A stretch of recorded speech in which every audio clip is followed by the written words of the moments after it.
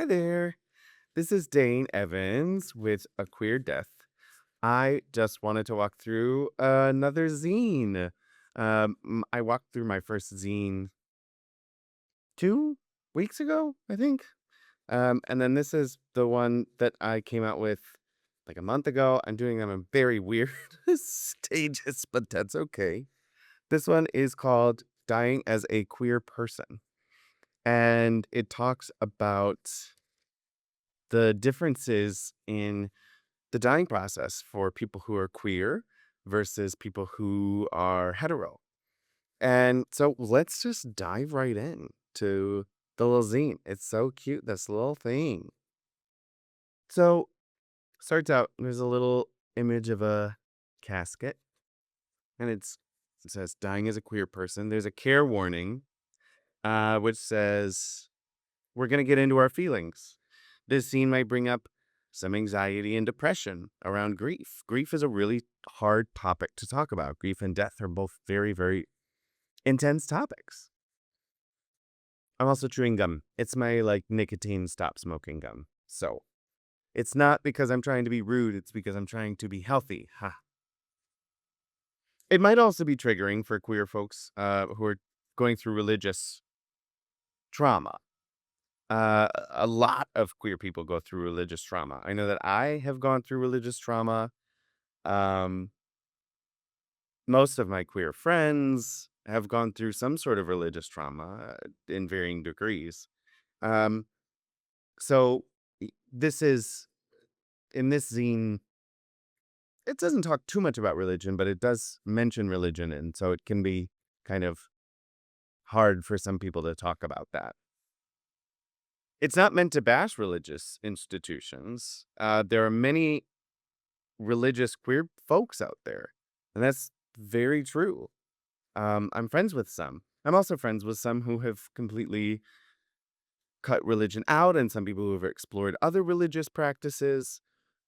It's all a journey, and I'm not trying to like say one option is bad and one is good.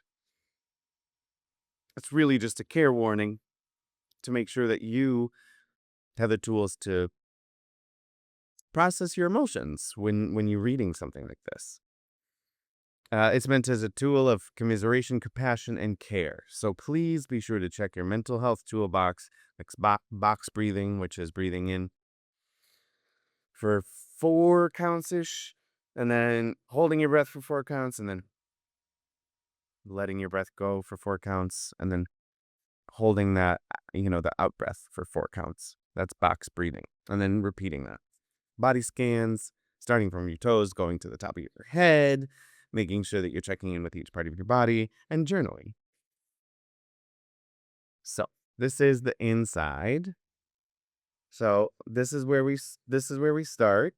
This is where we start right here. This little trans symbol because I wanted to add a note. It says this scene is about dying as a queer person.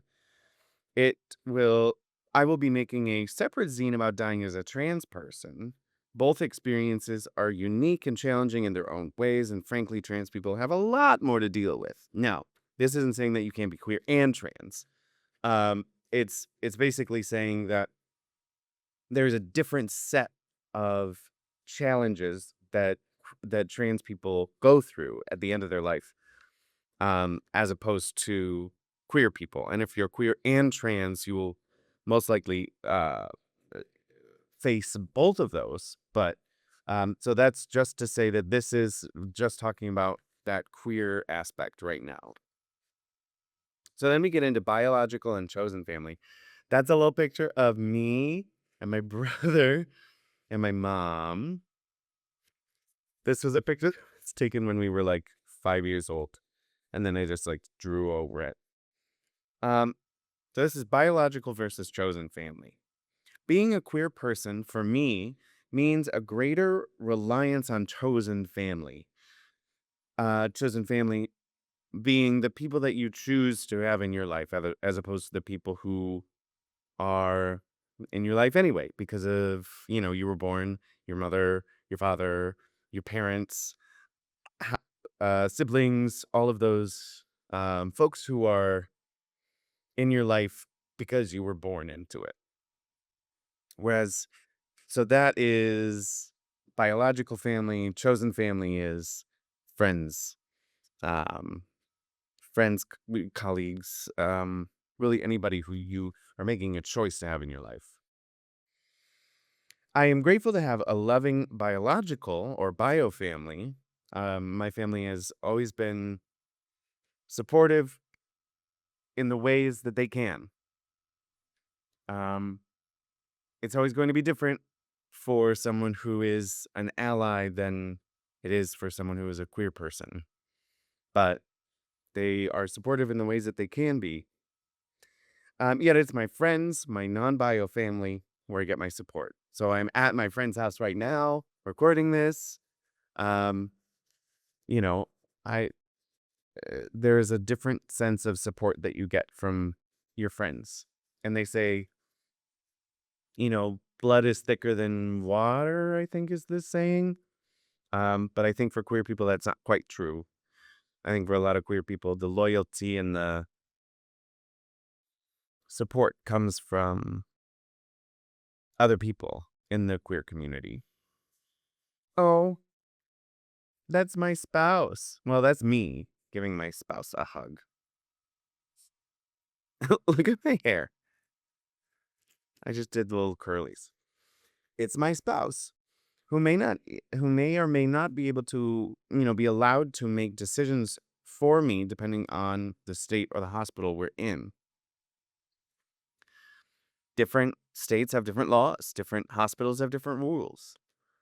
There are some states that you cannot, like, that my spouse might be denied access to visit me or to care for me, which is terrifying. You know, there was a really large push for gay marriage in the United States in the early 2000s. Not even in the early 2000s. I mean, it was 2000, what, 14 or 15 when gay marriage was recognized federally. And that was an important thing to happen. I think that we missed the point, though.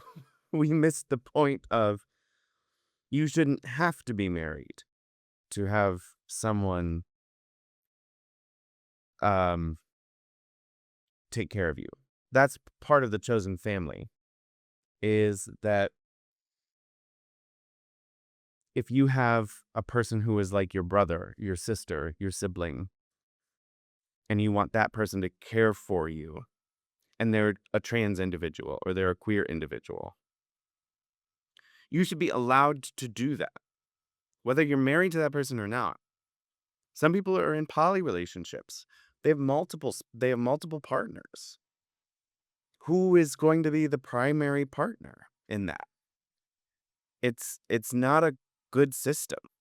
And so, yes, gay marriage is good. It's a positive thing that we need to fight for, especially now because it's being threatened to be taken away. But it's not the end goal. The end goal are rights, inalienable rights, that cannot be taken away from us. Aside, above and beyond marriage. Marriage is important, but marriage should not be the thing that makes us allowed to do things. Tangent. This reliance on non-bio community is more common for myself and for my queer siblings than it is for hetero folks in my life. And that's true. There are so many people in my bio family who believe that bio family is like the only way to um exist, or or the only way to have support around you. A lot of queer people don't have that same support. So that's why I said, I think queer siblings, hetero folks. Moving on. This is my friend. That's me, and then that's my friend. There are also many people who are not supported by their bio family and have to seek that support elsewhere. At the end of my life, I want my family, all of my family, to be there. Um, yeah, I feel like I hit the points of the importance of having chosen family and rights for chosen family. How is dying different as a queer person? You might wonder yourself as a queer person, you might wonder as a straight person, how is it different? The process of dying looks different for everybody. Oh, these are the images that I have too. So there's a little card, like a little RX card, and then a face mask. The dying process looks different for everybody. There are as many people are there as there are in the world. That is how many ways to die there are. These differences have a lot to do with a person's culture, race, economic status, gender, expression, sexuality, and more. So, one of the ways dying as a queer person is different is limited access to care. Queer folks are more likely to have limited to no access to health insurance than it would be for non-queer folks, which is true. Discrimination in care. Some states still allow nurses and doctors to refuse care for queer patients because of religious beliefs. That is still true. During the COVID pandemic in 2020, in 2020, Samaritan's Purse, which is a nonprofit, they teamed up with a hospital here well, I'm here in New York right now. A hospital in New York, and in order for people to volunteer with them, or in order for people to work with them, they had to sign a contract that um, said that marriage is between a man and a woman, and gender is your sex assigned at birth, period. Basically, not basically, literally, um,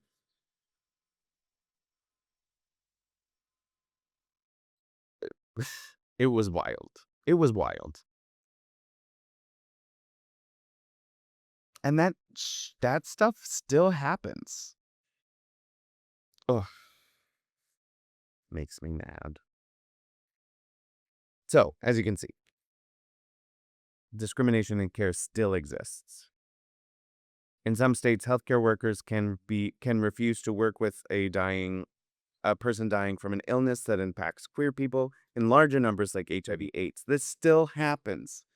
It still happens that people still need to be taught that you cannot catch HIV or AIDS from touching someone. Is wild. Discrimination in care facilities. Now, this is talking about less about the people in charge of your care, but about the people that are adjacent to your care. Someone might not want to be in the same hospital room as a queer person, or might be hostile towards a neighbor in a hospice care facility. So you have someone next to you who is a jerk and is vile towards you as a queer person during the end of your life. Discrimination in who cares. It is still legal in some hospitals to refuse visitation from same-sex partners or multiple partners where the dying person does not have a primary partner. Still, today, it's wild. It's wild.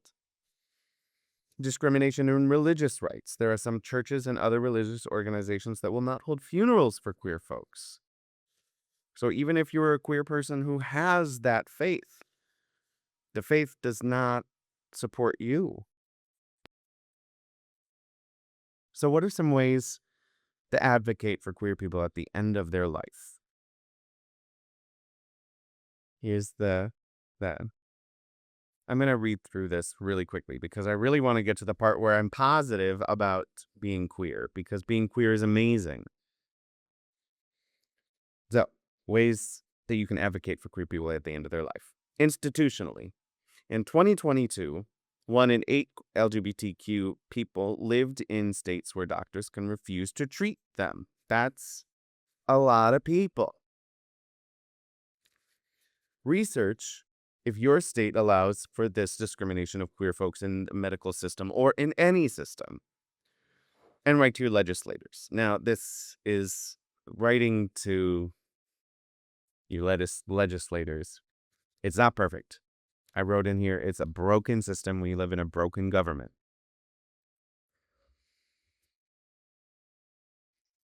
It is still a tool. It might not be as effective as people say, but it is still a tool to use, to utilize. Writing a handwritten letter is actually even better than writing an email. It's more important than writing an email because people will actually see the handwritten letter and know how important this issue is to you. So if you are going to write to your legislators, try to do a handwritten letter. Show up at protests. Protests are important because the larger the numbers, the more of the impact they have. Volunteer. Go to your, volunteer with a local hospital or hospice program. Medical centers, donate to charities, or more importantly, mutual aid programs. Mutual aid programs are the lifeblood for queer people because it's direct transaction. You don't have to apply most of the time. Sometimes you have to fill out a form, but you don't have to send in your tax information like you do for a lot of nonprofits. Some programs are the Trans Love Fund or Strive, the Socialist Trans Initiative, and Point of Pride. These are all community-based mutual aid programs. Personally, if you are near and dear to a queer person, let them know about these programs. Let them know about programs that there are to protect them and how they can set up a living will to make sure that they are cared for properly. This isn't perfect. But you have a lot more legal rights if you have things written down. So doing a living will, make sure that they can get the care that they want at the end of their life. There's one program called 5 Wishes. They give you a little booklet, and it's legal. It's legally valid in most of the 50 states in the United States. And it will go through prompts about what kind of care you want at the end of your life. It's really, really a great asset. When I wrote the zine, they did not have like gender pronouns, or, this is my legal name, but it's my dead name. I don't want to be called that. I want to be called my actual true name. They don't have things like that, which is really tough. I heard that they're adding those in, which is good, but for now, it's 5 Wishes is at least a good program legally because it is valid. So, ways a queer person can advocate for themselves at the end of their lives or at the end of their life. I think one of the best things you can do is make sure that all of your stuff is in order, like I was just saying. Living wills, power of attorney, healthcare proxies. As an end of life doula, this was the thing that we got the most training on. This was the thing that was like the most important thing because we live in a system that is really bad. Ooh, someone's going somewhere dangerous. I'm telling you. I don't know if you heard that, but their car, they were a cool person. What was I saying? Care. Oh, yes. So, as a trained end of life doula, that is what we were trained on the most. That was like one of the most important things was getting all of your affairs in order. Because We live in a capitalistic system. We live in a broken government. Everything is hard. Even if you weren't grieving, it'd be hard. But then I add on top of that people are grieving. Don't put people through that if you can help it. Try and do these programs like 5 Wishes that will protect your wishes, not just 5 of them. They'll protect your wishes as, at the end of your life so that the people around you can do what they need to do, can grieve the way they need to grieve. And this is important. I say this in here. They are important steps to make no matter what your age or health status. I am 33 years old and I still have one. It's good. It's just good to have because if something happens to me, I still need it. Okay, here's the good part. I know. Oh, sometimes we can get so caught up in like all of the bad things that happen to us. But being queer is amazing. It's great. I wouldn't trade it for anything. And that's why I have in here the magic of being queer. Because I need it to put a reminder in there. It's not all bad. As queer people, we are given the opportunity to look outside the norms and question which norms serve us and which ones don't. We're able to craft our own views because we don't fit into the traditional view we might have been sold when we were young. So basically, because we don't fit in, because of all of the things I'm saying in this zine that we have to navigate and go through, it shows us a different way to be. It shows us that we can love the people that we love. We can love as many people as we want. We don't have to fit into a gender binary. We don't have to fit into a sexual preference binary or a heteronormative lifestyle or a monogamous lifestyle or like a lifestyle where children are just written into your future automatically. You can actually choose if you want to have children. You can choose if you want to buy a house or rent, or if you want to be a nomad. Like queerness means that we can choose all of these things, and it's a blessing. It's hard. It's really tough because the mainstream, the way that most people are going, is not available to us. And that can be really hurtful. That can be really painful. But it opens up so many more opportunities. It's great. And so that's what I wanted to end on, is that, yes, it is hard to die as a queer person still. But if we can keep telling people how amazing queerness is, and if we can keep our chosen families together and empowered, then we'll be fine at the end of our lives. And there's a magic to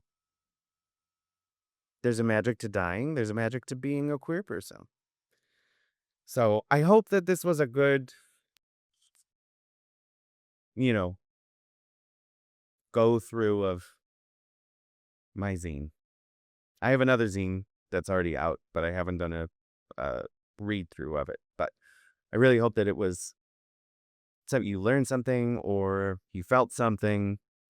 And I appreciate you watching this video. And I'll see you in the next one, I guess. Okay, bye.